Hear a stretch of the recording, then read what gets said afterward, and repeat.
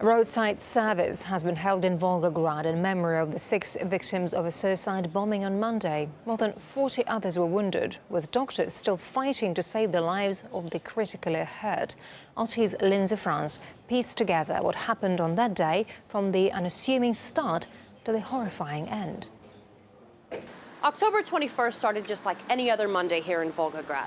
People woke up with places to go and things to get done, heavily using bus stations just like this. But for several people needing bus number 29, they could never have foreseen how quickly their lives would change when they took that ride. The route ran without incident from morning until afternoon, until one person got on board, 30-year-old Naida Asialova. That is when things took a tragic turn. Anastasia Dvoranova was on her way home from classes at the university. Laughing and talking with the other students, crucially, it was being in the middle of the bus which saved her life.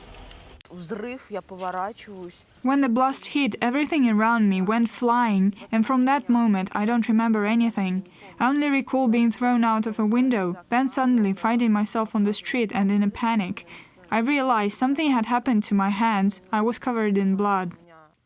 It was right here at about 2 p.m. local time that a blast ripped through bus 29, filled with about 40 people. First responders thought it was perhaps a malfunction of the bus's fuel systems. But aside from the shock they felt, they asked themselves, if this was a gas explosion, where was the fire? Everybody in the blast was touching their faces and heads, asking what happened, what happened. There was a lot of blood on them and a lot of flesh everywhere. I was very afraid. I got out of my car and I saw a head lying there. Me and my friend took a young boy and his father to the hospital. The remnants of an explosive device told the tale. Shrapnel, TNT, and a grenade. The accident site became a crime scene, while Asialova, a jihadist from the Republic of Dagestan, became the central focus of the investigation.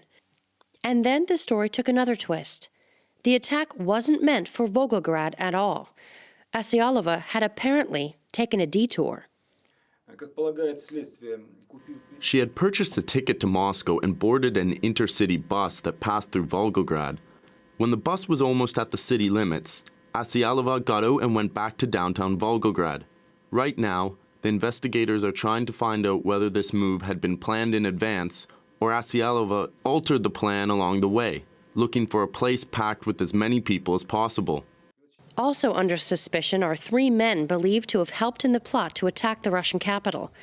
2 from Dagestan, wanted for twin terror attacks there in 2012, were said to be waiting for her in Moscow.